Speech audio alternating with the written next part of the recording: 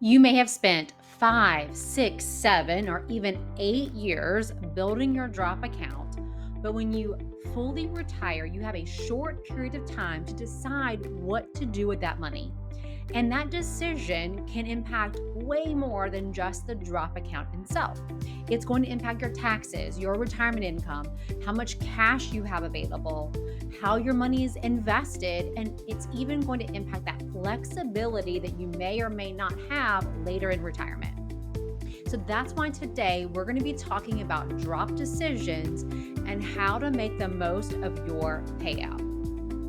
I'm April Schoen, and I specialize in helping members of the Florida retirement system make the transition from working and building their benefits to actually using those benefits to support their retirement. My team and I, we work through these decisions with FRS members every week.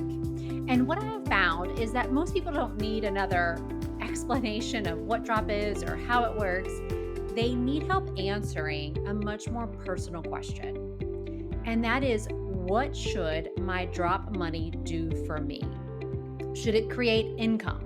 Should it remain available for travel or home projects or emergencies?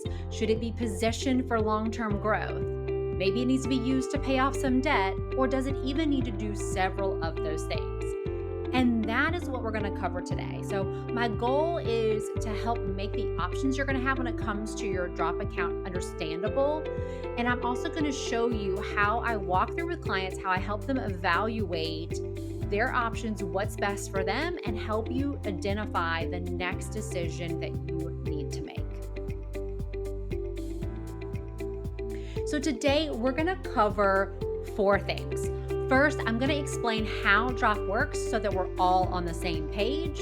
Then we're going to talk about the 3 basic choices that you have when it comes to your drop account, which are a lump sum, a direct rollover, or doing a combination of the 2. Then we're going to talk about how to assign a job to your drop money. This is most important, right? Because that job may be income, liquidity, growth, debt reduction, or a combination of those things.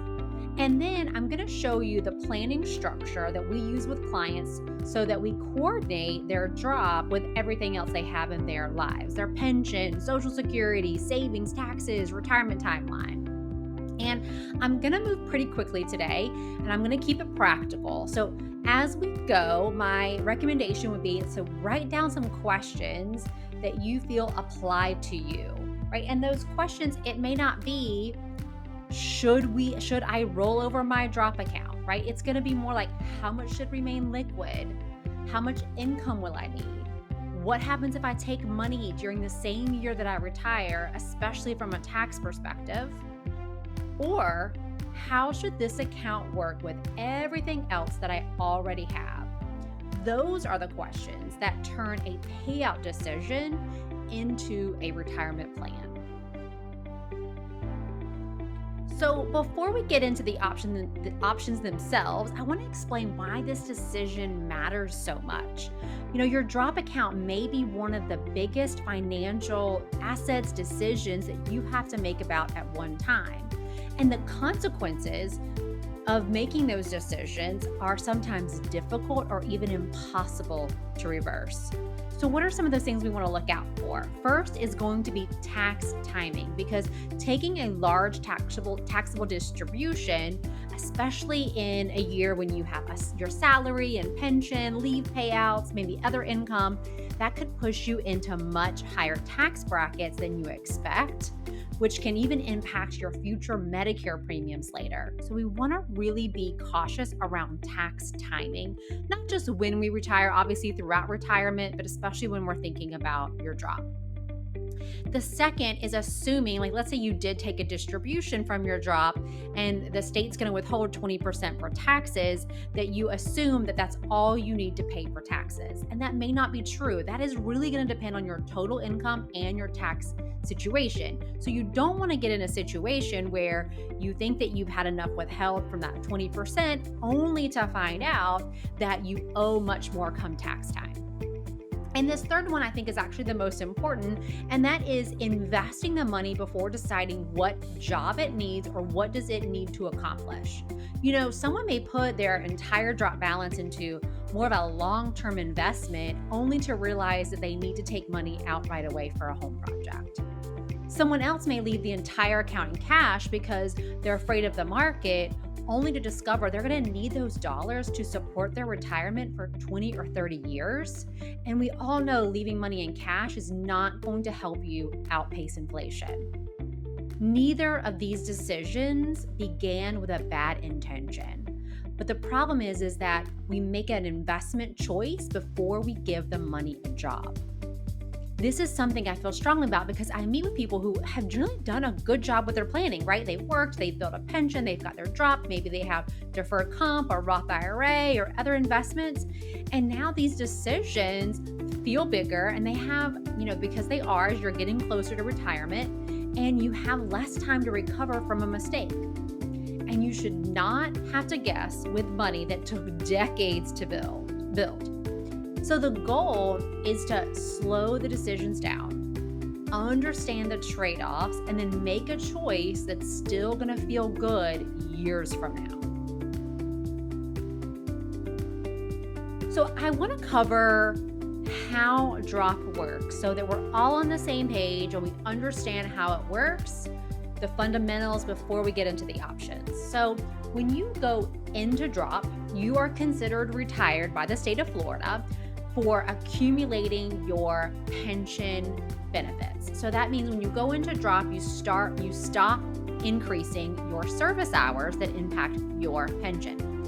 And because they consider you retired at that point, but instead of paying you the monthly pension payment, that pension payment is credited to your drop account while you're continuing to work, and that account earns an interest rate, which is currently 4%. And then when you terminate employment, you then receive this accumulated lump sum, which is your drop benefit. And the most important thing to know here is that drop is temporary. When you separate from the state, you must tell them what to do with the accumulated money. And this is where I see people procrastinate, right? They may know, okay, here's my retirement date. They may have even already planned like their retirement party, but sometimes that drop paperwork and that decision is still sitting on the kitchen table. And this is not a decision that we want to make under a deadline. So the first thing that we want to think about, the first real decision that should be made is, what job does this account need to perform once my paycheck stops? Because once that question is answered, the paperwork is just, how do you get it done, right? That's the easy part, but we've got to decide what the job of this account is in your overall retirement plan. So when you fully retire, you're generally going to have 3 options to choose from: this lump sum that gets paid directly to you, a rollover, or a combination. So here's the difference in how it works. If you choose lump sum, your drop benefit is paid directly to you. They literally mail you a check. Okay, so FRS, what they're going to do is they're going to withhold 20% for federal income taxes. But that's only a withholding, so it's not necessarily your final tax bill. And here's what to know about the lump sum. That taxable distribution, so whatever you receive from drop, and if you do a lump sum, is considered taxable income. And it gets added to all of your other income for that calendar year. So your salary, your pension, leave payouts, investment income. And because our federal income tax brackets are progressive, as you have more additional income, this is going to push you into higher rates. So for example, instead of just paying 12% in taxes, now we might have a portion of our income is being taxed at 22 or 24, depending on what income bracket we're in.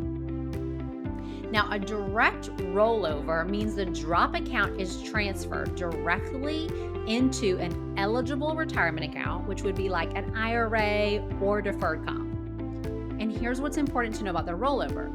The rollover is not taxable. That is a non-taxable transaction. So this money rolls over from the state into a retirement account. It can then be invested using the choices that you have available in that account, whether that's in an IRA or that's in deferred comp, and it's going to continue to grow tax deferred, so you're not paying taxes while it's growing. And then when you go to take money out in the future, take out withdrawals, that is when you're going to be taxed.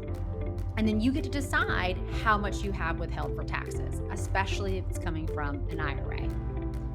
And then a combination allows you to do both. So you can get just a portion of the drop paid out to you as a lump sum, and then they roll over the remaining into whatever account you picked. So those are the mechanics of how drop works, but the mechanics don't tell you which option fits you best. And for that, we need to understand what that money needs to accomplish, your tax situation, your retirement income needs, and any other assets that are already available to you when you go to retire. So let's dive a little deeper, and we're going to start by talking more about the lump sum. So the appeal of lump sum is easy, right? Because it's one decision. It's an easy decision. You're going to get a check. You're going to get the money immediately, and then you can kind of do with it whatever you want. And a lot of times what I hear people using the lump sum for is like paying off debt. So maybe they want to pay off the mortgage before they retire. Maybe it's I want to buy a car or an RV. I want to do a home project. And those goals aren't wrong, but we want to calculate the real cost of accomplishing them, right? Because so I had a client, and she wanted to use some of her drop account to pay off some debt. And that makes total sense, right? She's going into retirement, so now she wants to not have those payments hanging over her head every month. But she was retiring in October. So that meant she had like 10 months of her full salary. She had other income that was going to be reported that year. And so taking a large drop distribution immediately would have stacked on top of that, and she would have had to pay much higher taxes. So what we did instead is we completed a direct rollover, and we waited till the following calendar year when her earned income was less, because now she was getting income from her pension and her Social Security.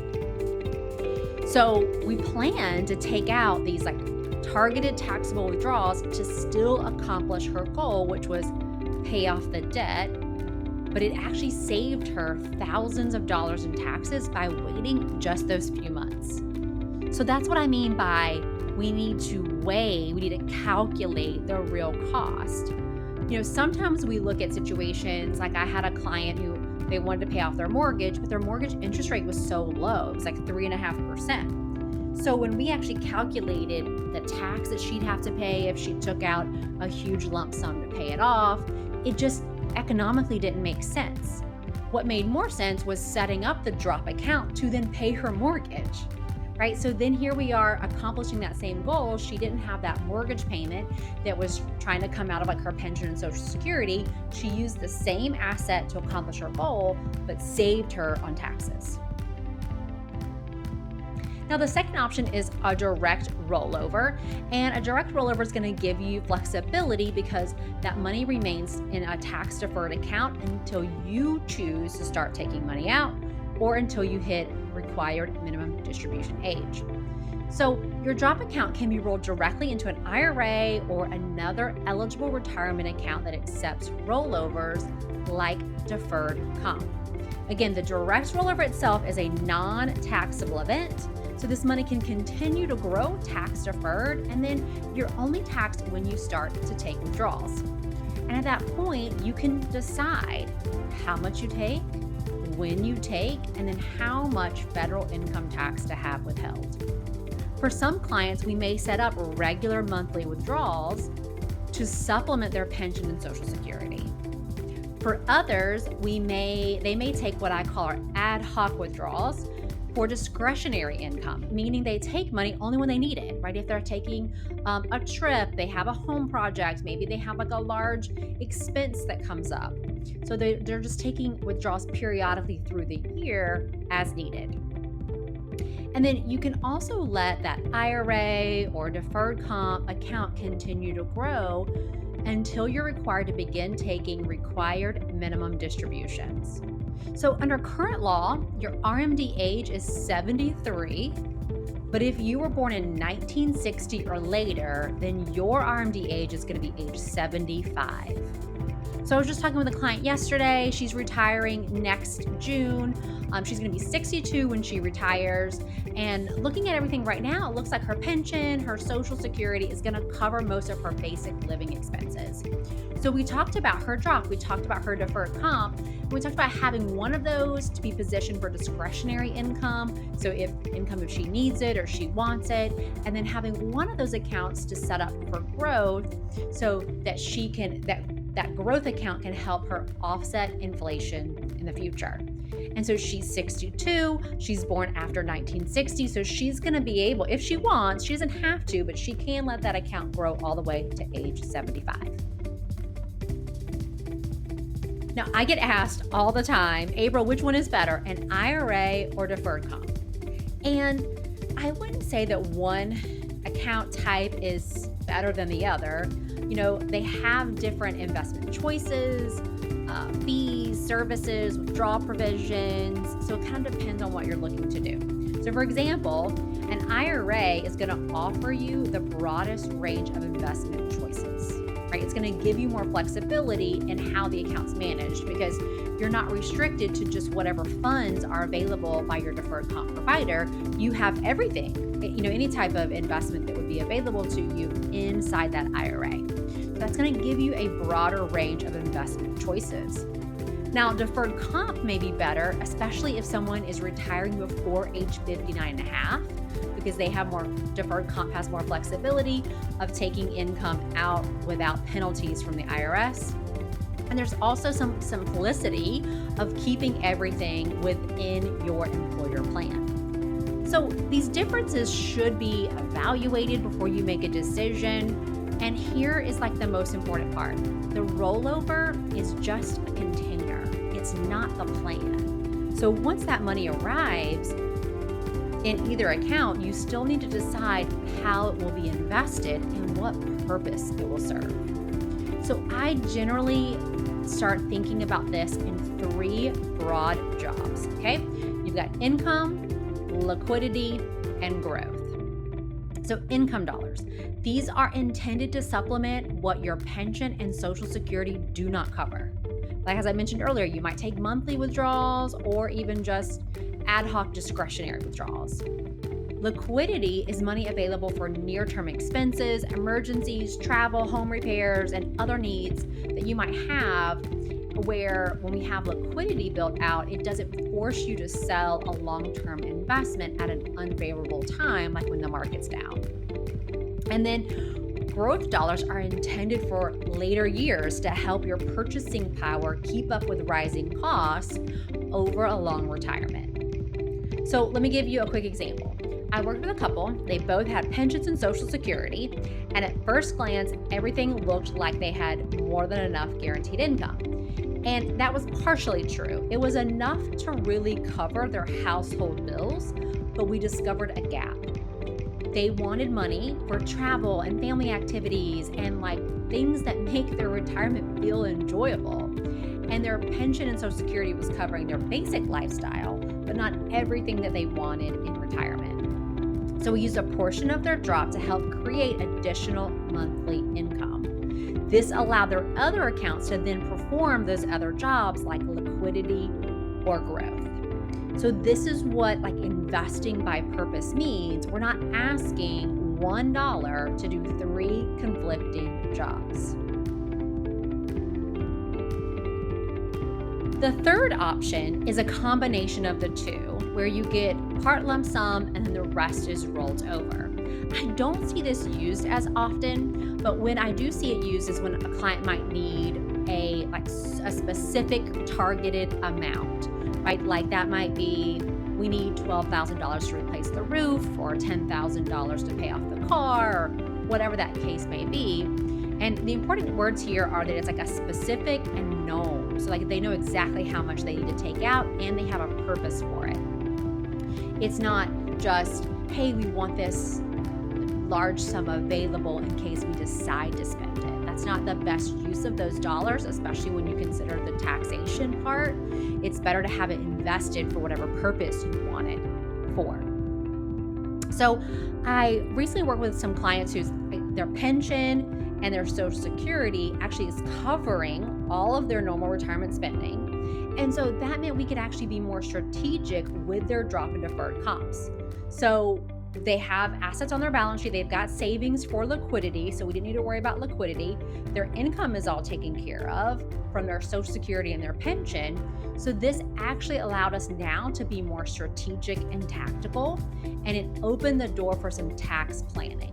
Because most of the retirement savings is in those tax deferred vehicles, we could then look at, does it make sense to do a series of Roth conversions? So that might improve their tax diversification over time. And that's a good example of what happens when income is addressed first. So once we know lifestyle is supported, it's taken care of, now the planning can become much more strategic, and we can start thinking beyond that first year of retirement, asking, hey, what could taxes look like later? How much should remain in like those tax deferred or fully taxable vehicles? How much flexibility do we want in later years? And then what also decisions are we going to make today that we're still going to feel good about 10, 15 years from now?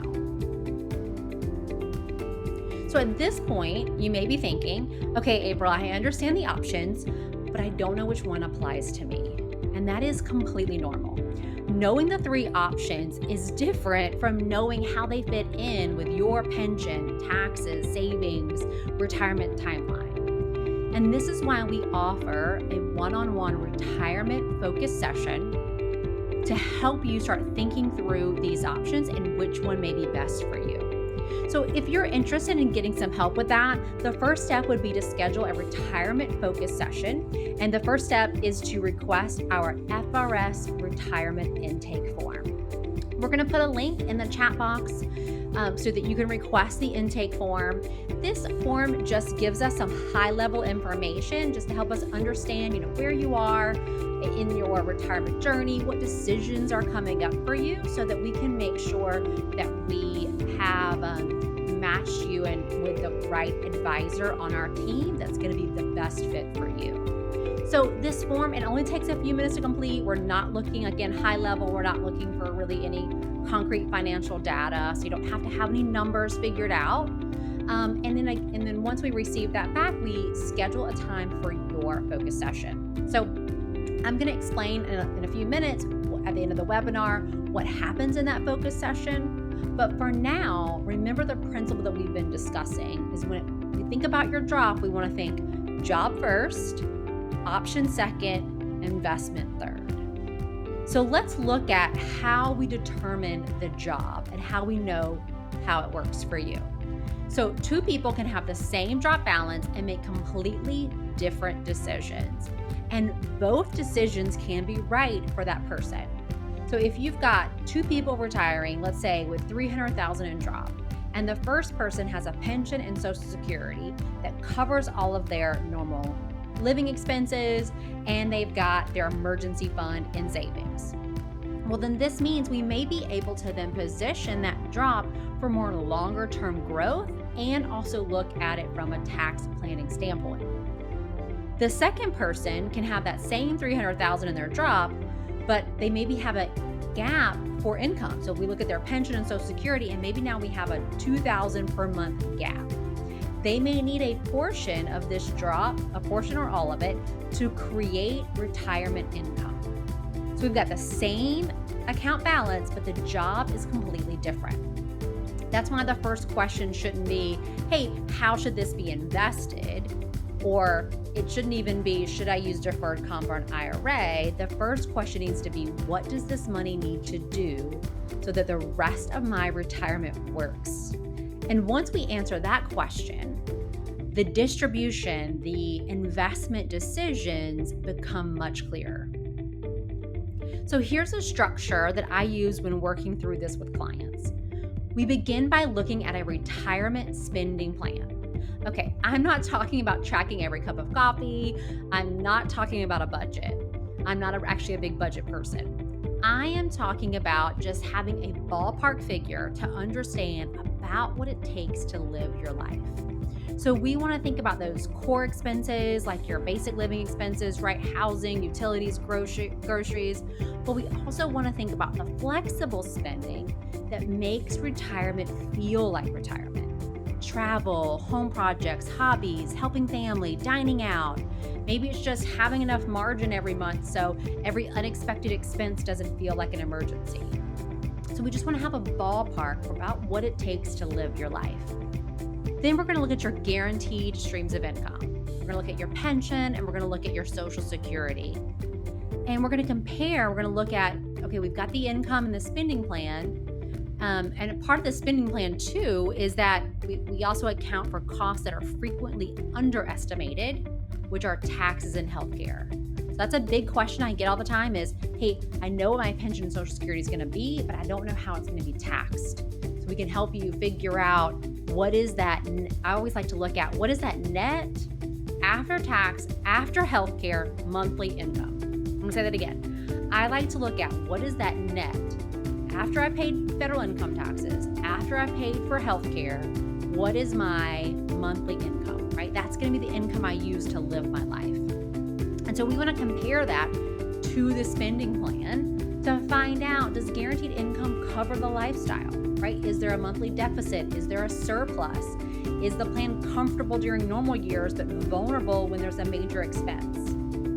And that comparison helps us have a decision tree for what to do with drop and your other assets. Because when there's an income deficit, we can now determine how much additional, dependable, systematic income you may need. We may need to structure additional income coming in every month, or we just may need a bucket that's available for discretionary income, which that's those ad hoc withdrawals I was talking about earlier. And then once we know income is covered, we can then determine how much should be positioned for long-term growth. We all know you're going to need more income tomorrow than you need today.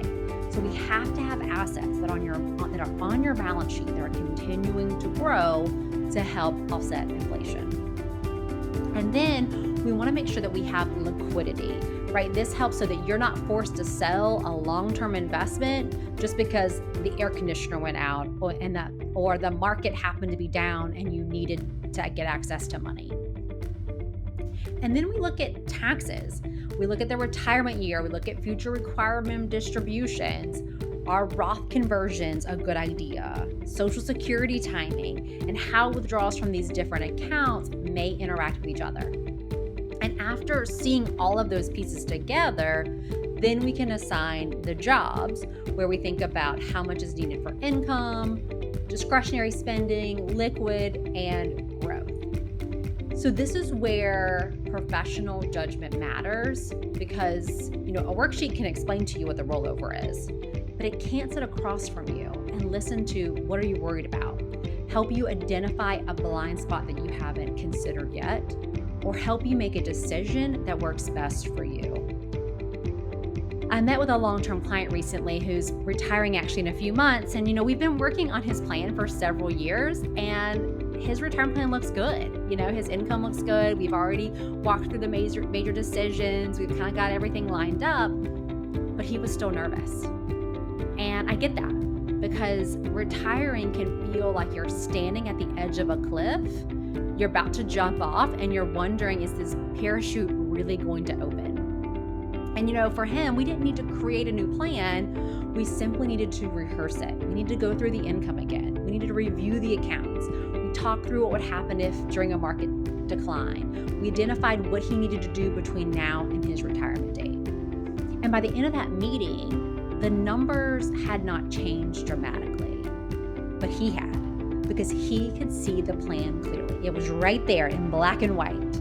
And he was no longer relying on this feeling of, would he be okay? He understood why the plan worked. We had talked about contingency plans and then what would happen next. And that is the purpose of retirement planning. It's not just to give you more information, but it's replacing uncertainty with decisions you understand and feel comfortable with. So your drop payout decision is one decision that you have to make, but retirement is a coordinated system. Your pension, Social Security is going to impact your income, your taxes, it could impact your spouse. So that's why we really want to look at putting all of this together. So let me tell you a little bit about what happens when we have a retirement focused session. We're going to look at three main things. First, we're going to look at where are you today? So we're going to discuss your pension, your drop, savings, expected retirement date, and then also we're going to talk about what questions you have, what concerns you have as you're getting closer to retirement. Then we're going to talk about what may be possible. We identify the decisions that you need to make, which ones deserve the most attention, and what planning opportunities or trade-offs that may apply to you.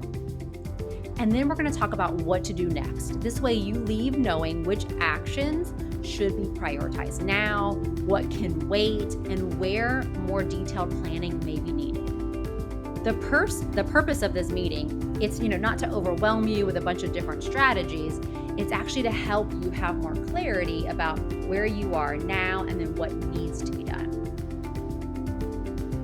So if you'd like getting some help with your own plan, here's how to get started. Step 1 is to request our FRS retirement intake form. It only takes a few minutes, and again, it gives us just a big picture, kind of your retirement timeline, what decisions you're facing, and it's just high-level information, so you don't have to know every number to get started. Once we receive your intake form back, we will schedule a time for your focus session. That could be with me or another advisor on my team.